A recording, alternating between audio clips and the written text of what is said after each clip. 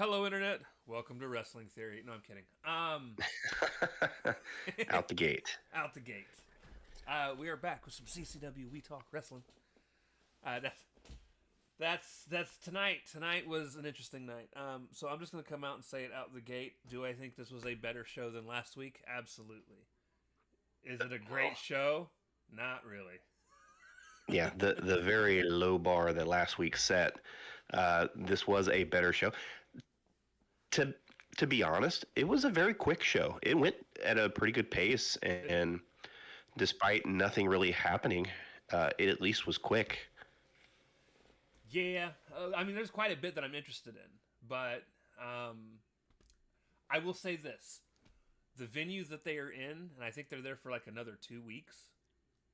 For at least another week because we got another Dynamite and Collision next week from the Right. same spot. I love it. Um, No, it's an interesting place. It seems like a nice, small, intimate venue. I'm sure the fans that are there are loving it. they are well. The problem is their AEW currently is soured in Chicago, and I'm curious to see. Well, they're there too much. Yeah, and I'm curious to see. They just announced one of their pay per views is going to Chicago, and I'm curious to see if they're going to be able to fill out whatever venue they're going for it. Yeah, because it won't be the United Center more than likely. Hell, I doubt it'll even be I don't even know what they call it now. It was the Sears Center a few years ago, but it got changed. But the 10,000 seat venue that they used to run All In, I doubt they even filled that. Right. But depending on the card, they may be able to fill that. Was that Forbidden Door? I'm not sure what pay per view because they advertised Forbidden Door. They also advertised Wrestle Dream as well during the show. And I'll be Well, honest, I wasn't paying that close of attention as to the location. uh, so it looks like yeah. So hold on. I we know that was that was last year. Um, what the fuck are like? I don't even know how you. So like we got yeah, that's Dynamite. Fuck off. Um, it looks like so Forbidden Door is at the O2,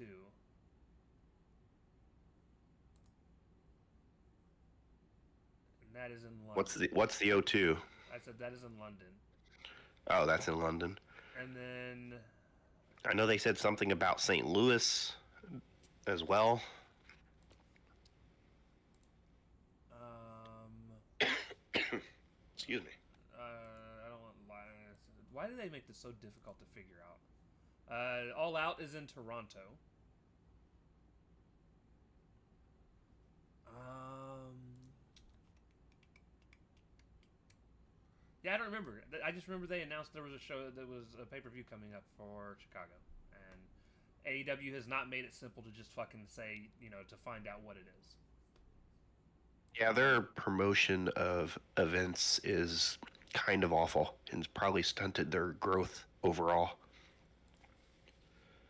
Um, because the one thing they say the AEW pay per view coming to Chicago is All Out, and like no, All Out is going to be in Canada.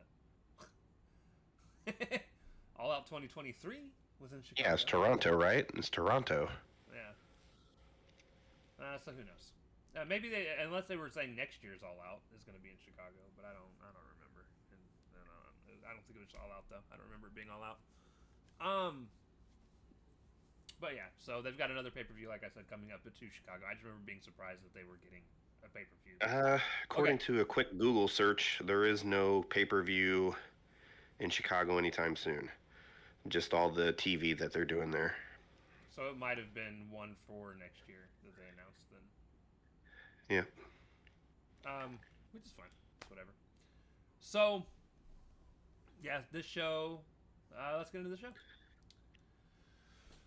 We start off with a Hangman interview backstage. Says he's going to beat the hell out of Yuta for what he did to Colt Cabana. MJF says he's going to beat Paige. Yeah, MJF shows up out of nowhere mid, because he was standing like 5 feet to the right of the camera. Um, walked into frame. Walked into frame, said he was going to beat Page without cashing in the contract, and Hangman says he's too much of a coward to earn it. And he walked to the ring. Yep. Then we got Hangman versus Yuta. Yuta jumped Hangman. Quick jump start to the match. And that was 95% of his offense. Yeah, it was. Remember when I complained that there's not enough squash matches? Hangman beat the fuck out of Yuta. I take that back. Now, to be fair, and I think they did this right too. Yuta got the jump start and was on offense for probably about a minute and a half, if that. Yep. Hangman came back and just started whooping his ass, and I think Wheeler got one more move in almost towards the end of the match where he started biting Hangman's head. And then after that, Hangman knocked him down, jumped outside of the ring super quick, and hit him with the buckshot. Yeah, it was effective. It made Hangman look strong. Made Wheeler kind of showed some of the potential dissent in the Death Riders because nobody came out to help Yuta.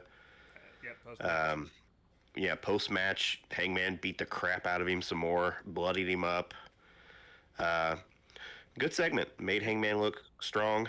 I still hate his babyface music. I wish he would go back to his tweener music. It was such a better music choice for his mood and his actions and stuff. But, I am excited for the potential of Yuta leaving Death Riders, Death Riders breaking up as a whole anyways. But Yuta leaving, not because I don't think he fits in with the group. I don't think he's ever fit in with the group, and I feel like he's only been there strictly to get his ass beat for the group. Yeah, he's the lackey who takes the pin. Here's the thing. I've never thought of Yuta as like world championship material, whether it's Ring of Honor. He's not a main eventer. He's an undercard guy. But I do think he's talented. I think even if he doesn't win it, he has a place in an undercard title feud somewhere. Sure. He's an enhancement talent. He can make other people look good. He can bump his ass off. Right. His work is not, like you said, it's not bad. It's just, and I don't want to make it a size or frame thing, but his presentation doesn't lead one to believe that he's going to be anything more than that, if that makes any sense. He still comes across kind of bland. Correct. Because you got small people that do make good world champions, right? We had Alex Shelley over in TNA, did it for a while. That's why I didn't want to make it a size thing. Obviously, Ray's the biggest underdog. But yeah, no. Yeah, he's just a good mid-card guy. Undercard, mid-card. Yeah, it was cool watching him get his ass beat. And I loved that, to expand on a little bit more, I love that it came from Hangman going to, like, hang him over the rope like they did Colt Cabana, like he did Mox, and then he stopped.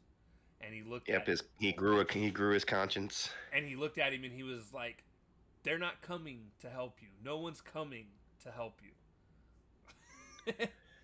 And he let go, and he walked the fuck off. Right. I'm going to go ahead and apologize now if my dog gets picked up by the mic. No, you're fine. He is just came out of the bedroom from the wife and is on the prowl for food. Hopefully Bane will be a good dog.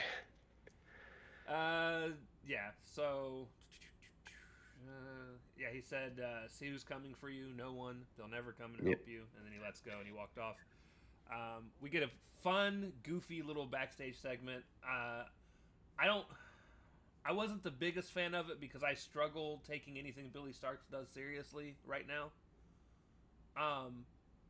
I thought it was solid. It did nothing. It was nothing special, but it was solid. It did what it was supposed to do, setting up the next the match later on.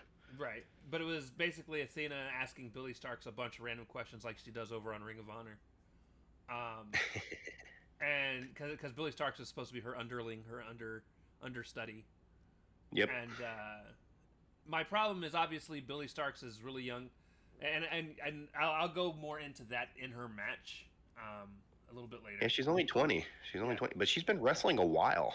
Yeah, she has. So she's pretty experienced for a 20-year-old. She's kind of come up the same way that Paige did, or Saraya, however you want to remember her. Yeah, Saraya. She started wrestling super young, and yeah, she got signed by AEW at 19. Or 18. I think she signed 2 years ago. I think she signed when she It was 18. as soon as she was legal to sign, pretty much, because they had been kind of watching her on the indies, and she was doing like spot shows for him, anyways. Right. But yeah, so basically, this whole thing was to make fun of and threaten Tony Storm. Tony. And then we get to match 2, which is a Forbidden Door tag team tournament match for the number 1 contendership for the tag titles. Thank God it wasn't just another 4-way. Not yet. No, it shouldn't be. It's clearly going to be, and I'm sure this will get announced on Collision, because Cope and Christian are totally going to be in this thing, and it's totally going to be them two. They'll be the last match. They'll be in the last match as far as whatever the last in 2 weeks, whenever they go to do it. Right. But it'll be interesting. Yeah, it'll be. I want to see how they're gonna actually get them to join each other, and I'm curious. If, they still got some work to do as far as like storyline, like. And does Christian come out and immediately turn into the goofy fucker he was when they were tag teaming together last time? I hope not, because that would be just a weird tone shift. Like, you can do that over time as they like kind of get comfortable and trust one another again, but if he comes out and he's just trying to do fucking 5-second poses and things like that with Cope, it's gonna be jarring. Right. But yeah, so we get the match. It's FTR versus Jet Speed. I actually really liked the match. It started out kind of sloppy. Right. I ended up liking it by the end. I do think FTR gave way too much offense to these guys. So, well, I think there's a reason for that, though. The tag division is so light. You have to start building someone to at least be contenders, and I think Jet Speed is that team. But they're on every show. Yeah. And when you're one of 3 tag teams available, it's gonna happen. I don't know. I think I'd like him more if Speedball cut his damn mullet off and put some shoes on, but we'll get there. So Big Stoke did a terrible sell job on his one crutch. Yeah, he did. It was awful. I wish they would never let him do that again. And I thought it was really good. Hopefully he comes back in. There was this one part where Dax chopped the shit out of shoeless Mike Bailey. Yep. Dude, it echoed so. Again, I love this arena, dude. Everything sounds so much more vicious when it echoes the way that it does. I was almost to the point where I was like, dang, does he have like a microphone in like the tape on his wrists, because it was that loud. But yeah, I thought it was a really good match with a really good heel ending. Dax gets the roll up and Stoke puts the crutch out so Dax can hold on to it for leverage. I did like the ending with the heel tactic win. I liked the stereo sharpshooters. That was fun. I'm gonna complain right now. Cash's AEW, really nice. Huh? Cash's specifically. His sharpshooter was really nice and really sat in on the outside of the ring. Yes. I'm going to complain about one thing. Yes. There's far too many roll-up victories in AEW. Yes. Why can't people just do their finish and get over? So funny enough,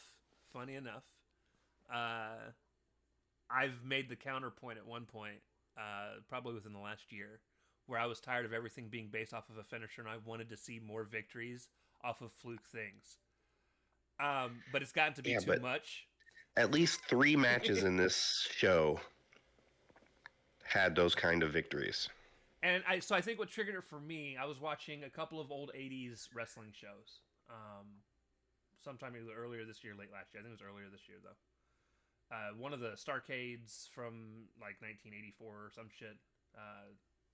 I don't remember exactly which one it was, but there were a couple of matches where somebody would body slam somebody else and get the pin and actually get a victory off of it. And I was like, obviously, I don't want people to win off of legit just like body slams because we're way past that now. Right, but you have your signatures that aren't your finish that you can win with. Like Somebody I've seen won Sami Zayn win with the Blue Thunder Bomb. Somebody won with one of those tonight on the show, actually. Yeah, and we'll get to her match later. But yeah, but yeah, no. I don't want to see. But again, I can't even say it's an AEW thing, dude. WWE does it a lot too. yeah. I agree. There's a lot, like, people are relying a lot on the most devastating move in sports entertainment. And it's driving the small me crazy. package, the roll up, the schoolboy, the schoolgirl.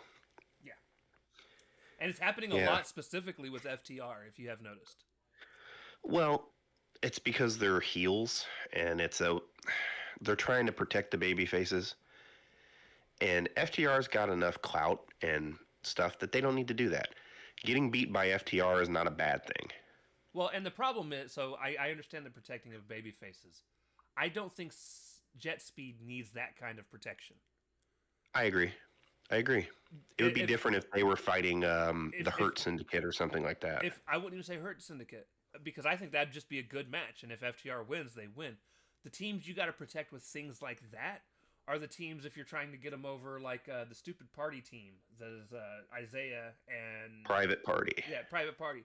If Private Party are your super faces and everybody's cheering them on, that's the team that you want. It's usually the underdog baby faces that win with the roll ups that like shock the heels. Right. Like the heels winning, yeah, like he held the crutch and stuff, and like it's fine every now and again. But like you said, this is like 2 matches in a row where they've done that. Yeah. So then, I gotta do a better job of like actually outlining my notes when I type them in. I underline everything. Yeah, there's an FTR post-match interview with Tony Schiavone. Oh yeah. Tony goes in the ring, interviews the winners, and asks them about Cope. And Stoke is. I love this whole segment, by the way. It was a good segment. Stoke is pissed, and as Stoke runs down, because like I said, Cope comes out. After Stoke talks shit about Cope comes out. Cope says he made a business decision and hired some people that can do what he's not legally allowed to do. Oh, and by the way, they hurt people. And all of a sudden, the music hits. Hurt Syndicate. The crowd popped. Yeah, the crowd popped big time for it. And we get an MJF-less Hurt Syndicate that comes out, and they just beat the brakes off of FTR. Yeah, and FTR is kind of scattering around the ring, doing their chicken shit heel stuff, trying to get away. We do see Cope shake hands with MVP to show the business decision that has been made. Yeah, referees come out and try to get a handle of the situation.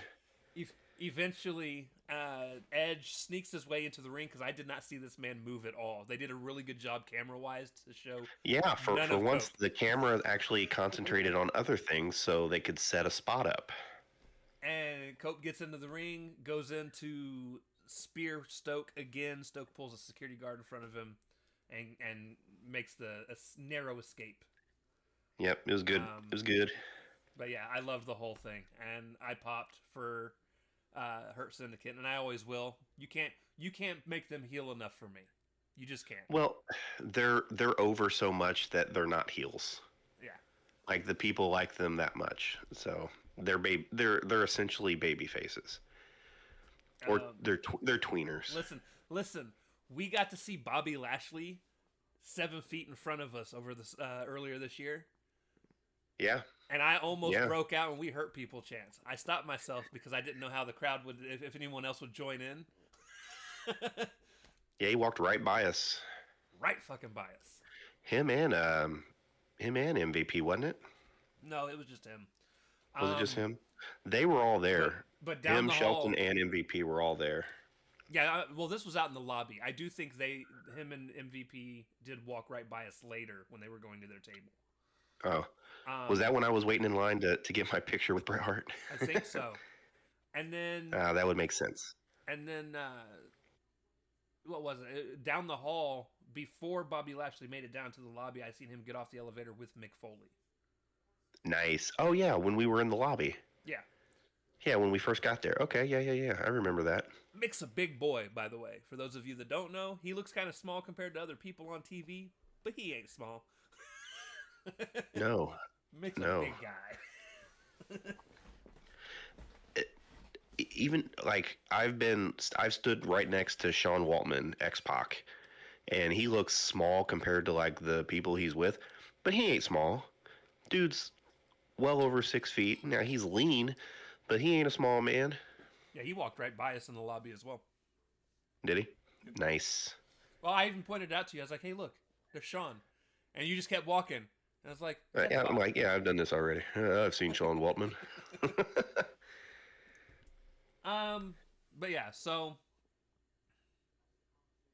Oh, the next segment, my exact notes were, ugh, I'm so tired of seeing Nick Wayne on my TV. I put wire. So patriarchy or matriarchy, whatever they want to be called now. Promo next. Nick Wayne still getting to talk. My notes are: why are they getting TV time? Turns out they're going to be in the tournament, so that's why. I said apparently we'll see who they face on Saturday. Yeah, we'll see who they face on Saturday to see if they move along in the tournament. I really hope that it's Edge and Christian. Listen, I don't at the same time because I do want them to try and find a way to build that team together over the next couple of weeks. Yeah, hopefully they'll fight somebody that they win, and then Edge and Christian and them are revealed the next week, and then that sets them up, them versus Edge and Christian, or Edge and Cope and Christian. God, that's going to get hard to say.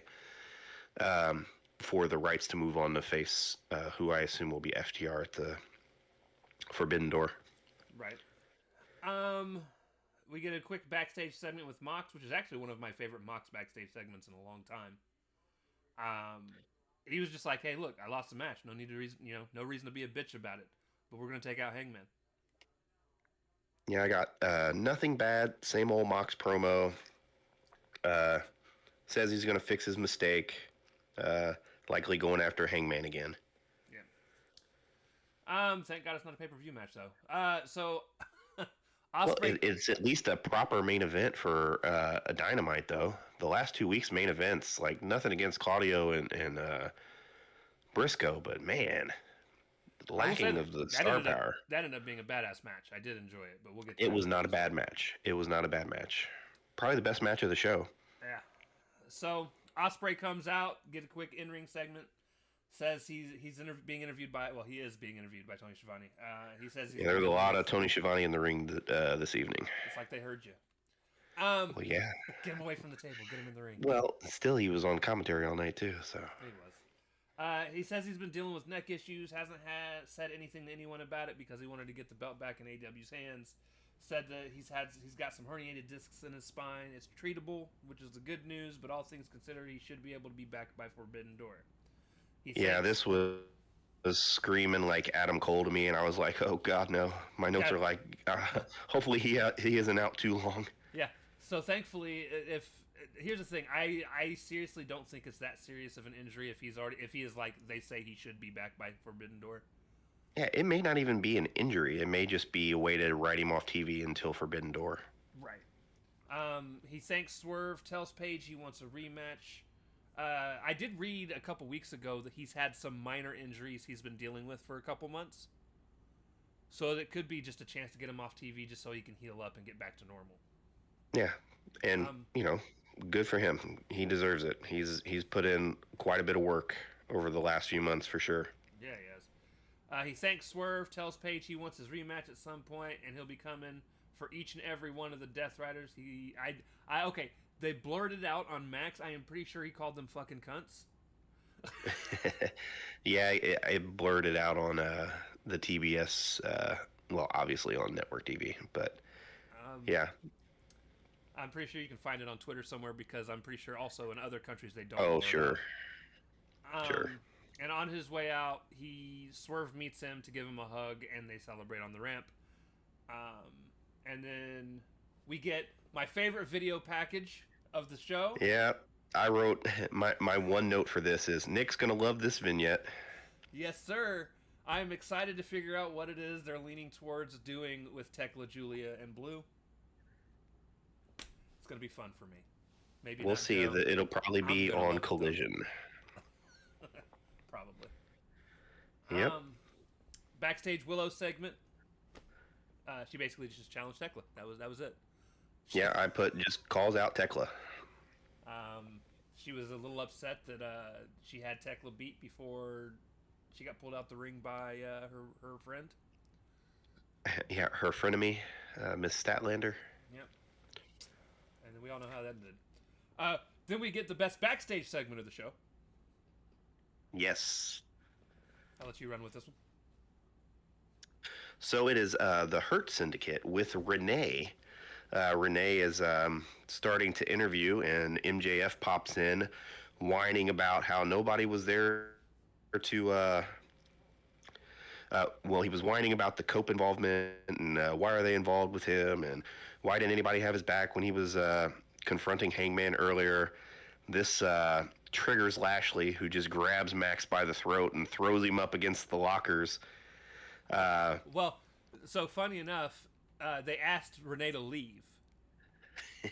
And as she leaves, MVP looks over at Lashley and takes the title off Lashley's shoulder. Ooh, I missed that. That's a good touch. Because he knew what was about to happen. Yeah, he did.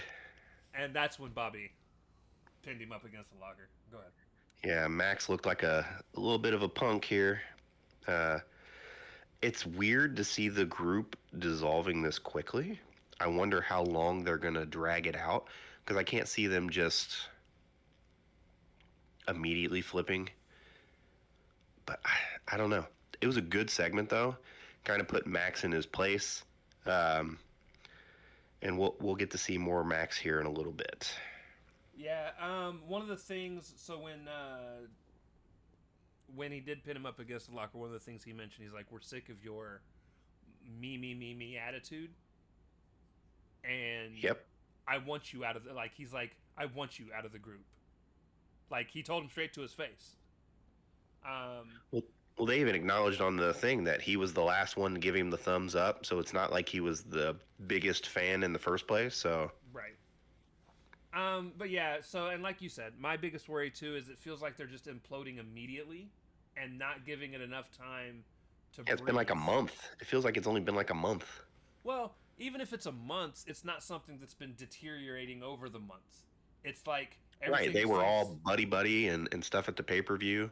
Yeah, like, they were all together, happy that, like, you know, they retained the tag titles, he got the clipboard, and everybody was cool and everything, and then now out of nowhere... It's like everybody was on the same page, and not now.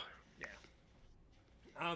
The only time I think there's been any near descent at all was, I think there was one time within the last couple weeks when they were doing a promo thing while all of them were out, and I do remember a moment where MJF said something along the lines of, I'm the best in the world, and I do remember Lashley kind of giving him some stink eye. Yeah, I think that was last week.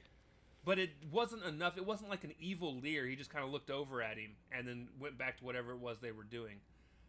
And I don't know if it was supposed to be more than that, but it didn't even come off any more than he was just like, yeah, whatever. But it still didn't come off as he was going to beat his ass the next week. Like, right, way too subtle. If that was supposed to be conveyed more than that. Right. So we get match 3, which is Toni Storm versus Billy Starks. Which I put was a pretty decent match. I said I always enjoy seeing Billy Starks sneak into a show from time to time because it's fun to see her progressing as a wrestler. Over and above all, my problem is I don't think she's great on the mic or great during the character she's playing too is a lackey, so right. They're not going to have the most, they're not going to have the greatest things to say. They're just essentially agreeing with whoever they're the lackey for. Right. But like I said, it was a pretty decent match. Honestly, this match was more for the post match than anything. It's but Tonti wins with the chicken wing. Yeah. Which was what I was talking about earlier when we were talking about sometimes it's okay to win with a side move, and this was one of them. Yeah. Obviously, she usually wins with the Storm Zero, whether it's 12 of them in a row or off the top rope or whatever. But this time, she just got her in the chicken wing. Billy Starks held on for like 3 seconds and then tapped. Yeah, she was gracious in this match. She gave Billy quite a bit of offense. But it was a good TV match. Yeah. And then Athena and Billy Starks jump her after the match. Yep. Athena goes to execute the contract and then gets interrupted by Joe's favorite female on the roster, Alex Windsor. Yep. And then we learn that there's going to be a Ring of Honor World Title match next week on Collision, or this week on Collision. Well, this week on Collision, yep. Windsor comes in for the save. I just haven't seen enough of her. I'm hoping that, and then all the matches I have seen her in have been like multi-women matches. Maybe this will be a little better. Listen, I don't think from the times that I've seen Alex Windsor wrestle she's been bad. My problem is, in my mind, there's something in the back of my mind where I'm unfairly judging her because she's married to Ospreay, or getting married to Ospreay. I was about to say, are they married? I know they were. They're engaged. An item. Okay. They're engaged. He proposed to, because on Twitter he showed that he proposed to her sometime within the last couple months. She said yes on all that. Good for them. Young love. And for me, again, it's an unfair assessment because I'm also thinking, well, she's with Ospreay, so like she's got to be good, right? No, not necessarily. Not necessarily. So I got to stop thinking of them as like being together type of thing. I got to think of her as her own person. Yeah, they can't be a package deal. They gotta be judged independently of one another. Right. But yeah, so she comes out with the save. Tony collapses in the ring like she's just been through war. And then with her lipstick smeared and all that. Yes. And then we get Swerve Strickland versus Hechicero. Which I did not like. I did not like this match. I liked a couple of spots, but for the most part, it was a clash of styles that they just couldn't get on the same page. It felt like. No, these two didn't have great chemistry. And here's the thing. In this situation, you almost kind of, like, the only thing you can blame it on is just not having the chemistry needed to put on a great match. Because Swerve, in my opinion, has rarely ever had a bad match. Like, especially at AEW, almost everything I've seen him in, he's done pretty much outstanding. On the flip side, most of Hechicero's matches I've seen have been really good. But Hechicero hasn't wrestled somebody like Swerve yet. And Hechicero does tend to do better against smaller lucha-style wrestlers because that is his. Well, he's a grounded kind of technical luchador. Right. And Swerve's more of a high spot, heavy hitter. So it's like a weird clash of styles. Like their styles just didn't mesh well. No. Now there were, like I said, a couple of pretty cool spots here and there, usually like a reversal of some kind. I think one of my more big annoyances is how many times Hechicero tried to get that stupid rear choke on him early on. Yeah. And it just looked sloppy, like they were just falling over each other. And I know that's his finisher, but like that early on, that often, it looks sloppy. I did have this was the best commentary part of the whole night. Listen. Because Don Callis, of course, with Hechicero, joins the commentary team. And, Taz and Don Callis have this really good relationship. And Taz was praising him because, he was trilingual. He speaks English, Spanish, and Canadian. And when he said that, Excalibur was like, yeah, he says, because the way it went, Taz goes, yeah, he's trilingual. And Excalibur goes, yeah, he tries to speak Spanish and does poorly with it. And then Taz jumped in and said, yeah, he speaks those three languages. And all of a sudden, Don Callis goes, "Oh, thank you, Taz." Yeah, their chemistry is great. I love Don Callis. So my actual first notes before even talking about the match says, midway through entrances, Callis comes out, introduces Hechicero himself, and I said, AEW hates me. He's going to be on commentary, isn't he? Yes, sir. And then I put "fuck" in all caps, and I said he is. Anyways. Now, to be fair, this is the first time in like the last 12 times he's been on commentary that I've actually enjoyed it. It's just funny because you wrote that, and my first notes of the thing is Don Callis on commentary ! We are so opposite with Callis, with our opinions on Callis, and I think my problem isn't strictly his commentary; it's how often I see the fucking dude. He is out there a lot. Now his family is large. Tonight he was only out there large. Once, and I was like, "Hey, if this was normal, yeah." But last show he was out there like 4 times. Yeah. And here's the thing: I do feel like in the future, if Callis disappears for like 6 months after the family implodes on itself or whatever, and then comes back as just a commentator, I think I could be okay with that. Yeah. Because he does make a good heel commentator, and again though, I'm gonna admit to you guys, I have never been a fan of heel commentators. Funny enough, because I usually love heels, but I hate heel commentators because they grate on my nerves. I'm not a fan of Callis overall when he does it. I wasn't a fan of King when he was doing his heel stuff. I'm not a big fan of, who's another big heel one? Was it even before JR and King were there? I think Bobby the Brain Heenan. I've never been a big fan when he was on doing commentary back in the 80s, early 90s. Brain was great, man. I don't know, dude. I like commentating more when both people are on the same page, and I don't mean in a face way. I mean they stay above the heel and babyface thing. They're commentating. They're just calling the matches. Yeah. They bounce jokes off each other. Like Michael Cole as a heel commentator was the absolute fucking worst. Oh God, Michael Cole is a commentator because now every commentator has to be like Michael Cole because he's the one who trains all the new commentators. Right. So yeah, but no. As far as heel commentators go, if Callis were to decide to switch to just being a commentator, he would probably be far less egregious to me than others have been. But I would still eventually get annoyed. He is to me. He does to me, energy wise, what McAfee does to you. He drains me. I like Pat McAfee, but he's just too hype all the time. It just becomes too much. But no.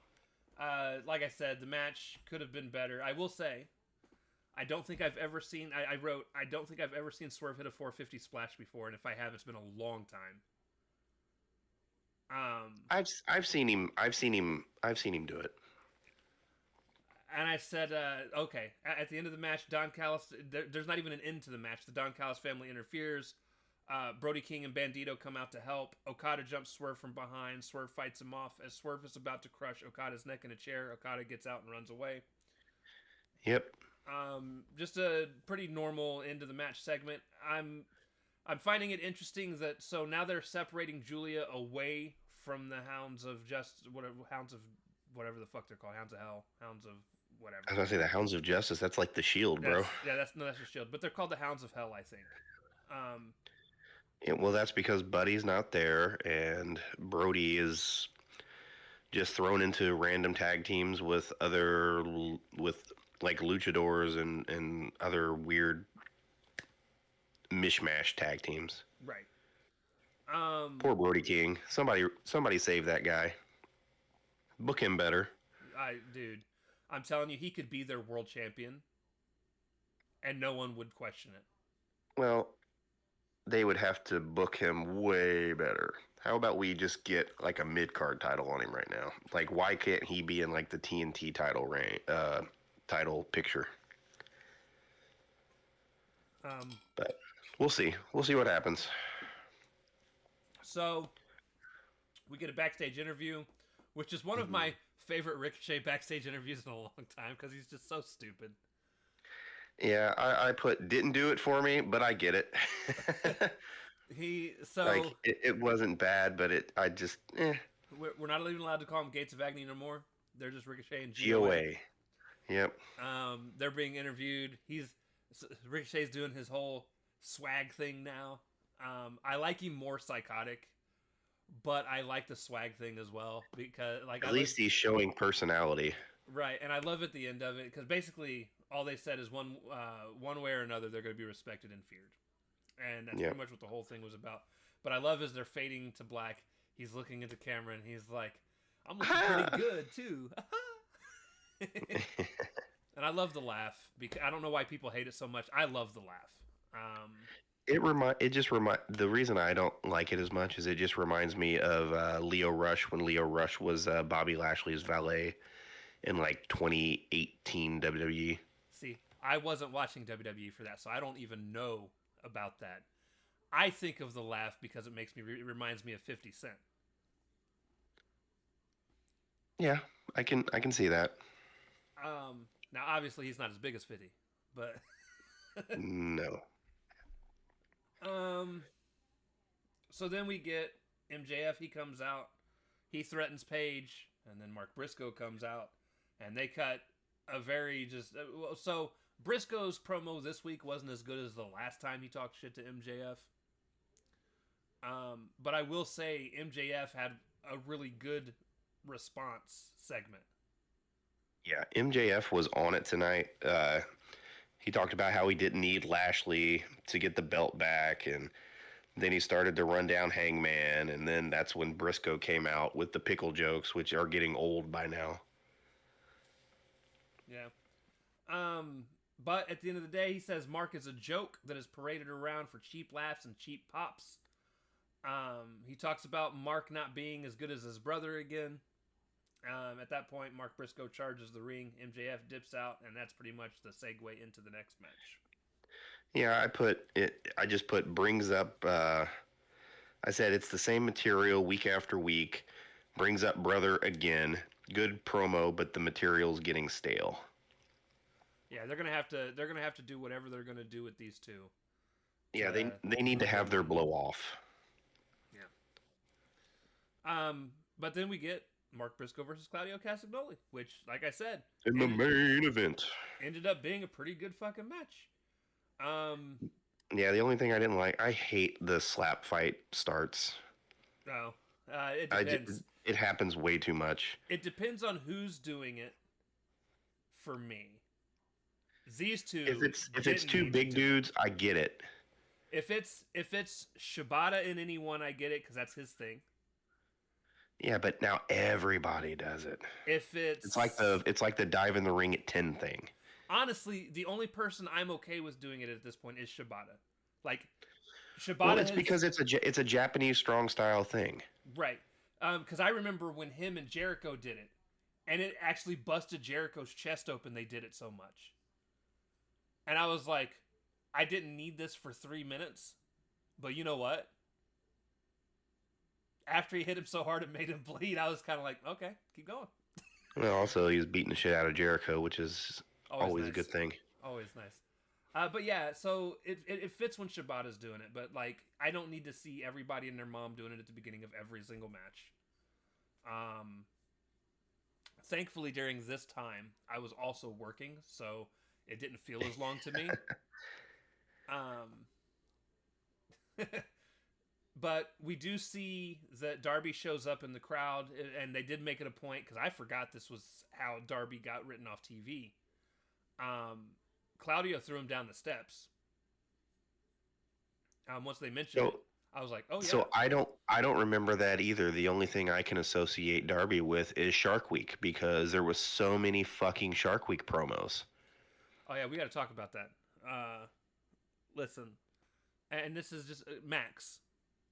HBO Max. What I don't need from you guys, and I know you're not watching our fucking channel, but I'm going to say it anyways. Like and subscribe. What I don't need you guys doing is promoting Shark Week on Max, the actual app or website or however it is that you look at it, and then show me a barely blurred out video of half of somebody's leg chewed off from a shark. Yeah, I didn't get anything like that on TBS, but And I mean every barely commercial blurred break, out. Barely blurred out. every commercial break. You saw the bite chunk out of his fucking leg as he's laying on the beach, dude. And I'm just like, bruh. It's Shark Week, man. Yeah, I don't care. Why does it always feel like Shark Week, though, dude? I swear to God, there's like 15 of these fucking things a year. It's like quarterly. Sharks ain't even that cool. Jaws sucks. Ooh, that's a hot take. That's a hot take. Sorry, Spielberg fans. Listen, half of Spielberg's movies aren't near as good as what people think they are. There's another hot take for you. That is a hot take. So yeah, Hangman comes out. Or no, where was I? Shark Week's got us all screwed up. Darby shows up in the crowd to distract Claudio a little bit. It really doesn't do much. I don't even know why they showed him if it wasn't going to actually lead to anything. It's so they could put the little scroller at the bottom to remind you that it's Shark Week. Right. Briscoe gets a win off of a small package. Somehow during the small devastating small package. Somehow during the small package, it was devastating enough he got busted open from it doing the move. No clue how that happened. He must have took a knee to the face. To the forehead, because it wasn't like a bloody nose. Like, it was coming from his fucking forehead. Well, somebody got some ashy-ass knees then. Yeah, so it got busted open right at the end of the show somehow. Shafir comes out. Death Rider starts to jump Briscoe. Hangman comes out. And one of the just walks into the ring. Walks into the ring with all of them, showing no fear of the fact that with a microphone, nobody does shit, just lets him walk in to cut a promo. And he says, "You know what? I am going to defend my title against you next week on Dynamite. And since you're wanting to do it so bad, it's going to be on my terms, and my terms are everyone is banned from ringside except for the ref." And he's like, "You don't think I can do it night in after night after night after night? I'm going to prove to you I can." And he goes, "And since I already know you're going to accept, I'll see you next week, dumbass." Yep. And he just walks off to his terrible babyface music. Terrible fucking babyface music. And Mox and them are left in the ring looking befuddled. But yeah, confused. It happened so quick. So quick. So yeah, that's next week's Dynamite's main event. I hope it opens the show and it's not the main event just to piss Joe off. Yeah, so then we can have Yuta versus Shibata as the main event, or something stupid like that. I'm surprised they ain't done this yet. Yuta, man. Yeah. But no. So over and above all, again, not the best show. It was better than last week. It feels like they're actually finally starting to push some stories forward. There's some things I'm ready to be over, though. I'm ready for everything Death Riders are currently involved in to be done. And that's not a hate on any of them. I like Claudio. I like Yuta. I like Mox. I'm just ready for that group to dissolve so they can all go their separate ways and do different stuff. I'm not technically over Marina, but she doesn't do shit. If she wrestled more, I mean, she's on the roster, get in the fucking ring. Well, she's limited. That's why they have her as a valet that does bumps, essentially. She's not the smoothest worker. The only one I truly miss is Pac, and that's because that motherfucker lives on the IR. Yeah. Get well soon, Pac. If it's not that, it's visa issues. What is wrong with Pac right now? Like, I don't remember him getting in. I don't know. I don't know if it's visa stuff like Sheeta's dealing with. I don't know. Let's see what the Google machine says.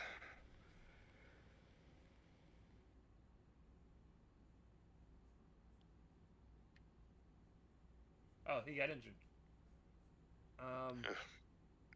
Yep, currently injured. Well, crap.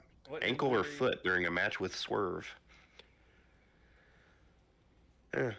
Well, get well soon, Pac. It feels like he comes back and gets injured so quick, and it's never just a small "I'm gone for 2 weeks" thing. It's always I'm gone. He wrestles a very physical style, though.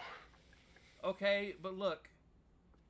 And he is his stature is he's swole, but he is kind of a smaller guy. So what you're saying is he's the Bob Sanders of the fucking Death Riders. Kind of built like him too. Yeah, for those of you that don't know, we're from Indianapolis, so some of you might not even know that reference. Obscure Colts free safety I would say reference obscure. there. He won a Defensive Player of the Year that year, or the year before. Not that year. That year he was injured most of the year. Yeah, the year he was injured, most of the years, the year we won the Super Bowl, because he came back for the playoffs. Yep. That was 2005. So, yeah. No, this was okay match or okay night. Okay match.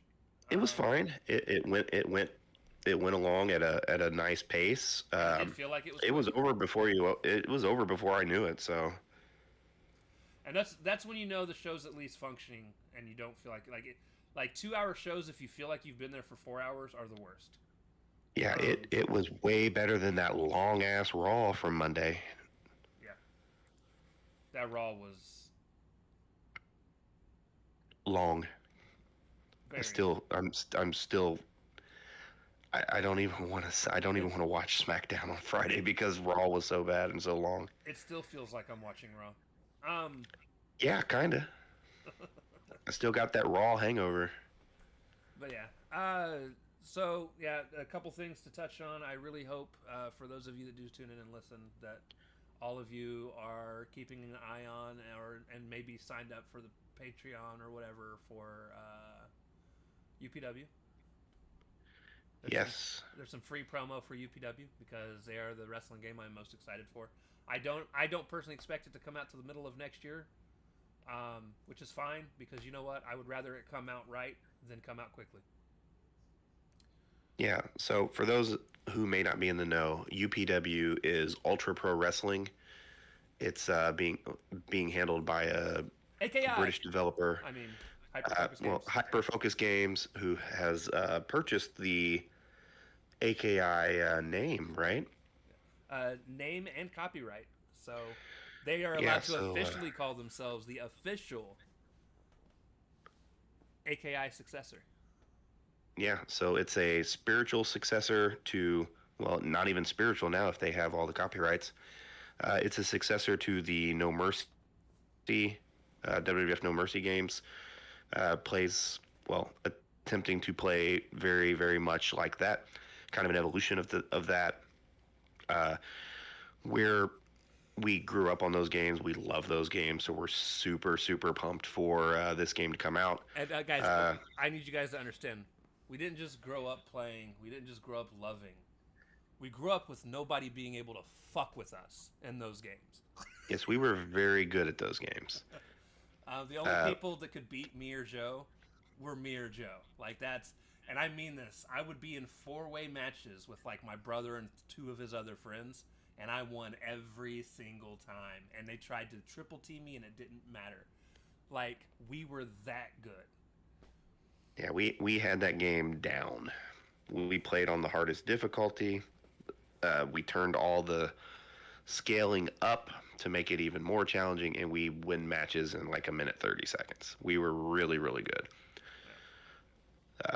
But enough tooting over our own horn.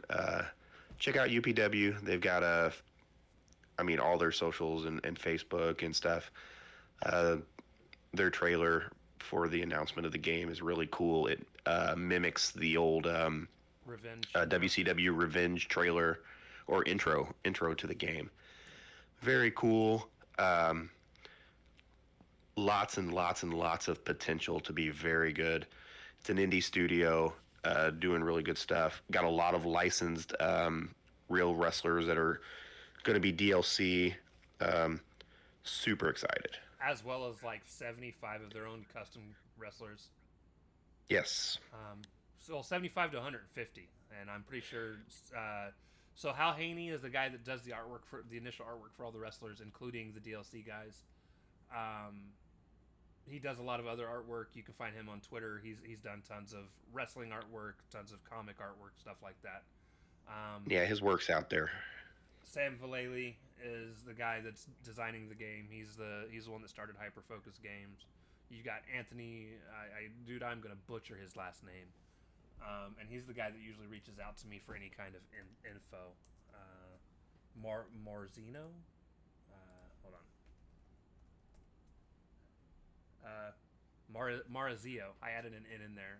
It's probably Marazio. I don't know. But no, and he's been in the wrestling community for a long time. I had no clue who he was until all of this started. But when I say dude's been in the wrestling community for a long time, he has tons of backstage photos and stuff with wrestlers dating back to like early WCW and shit. And he's the one that's actually been reaching out to get in touch with all of these wrestlers to get DLC, to get them as DLC in the game. So they've put it together, and there's others that are working on it. There's Gimbals. He's the one that's been doing a lot of the Gimbals has been doing a lot of the title, the in-game title designs. They have what's the name of the guy that does the music? You're more plugged into that than I am.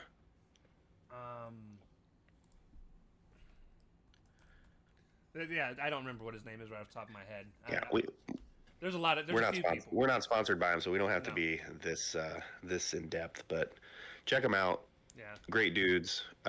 Really community focused. Like Nick said, he gets communicated back and forth from them all the time. Yeah, it's just super. If you like those type of games from that era, the potential of this being very good is just really, really high. Yep. I'm excited. With that being said, I don't think there's anything else. Obviously, there's other wrestling games coming out that also look somewhat interesting, but that's the big one for me right now. Yeah, agreed. And yeah. But all right, guys, that's going to do it for this show. We'll be back Saturday with our reviews of SmackDown and Collision. True that.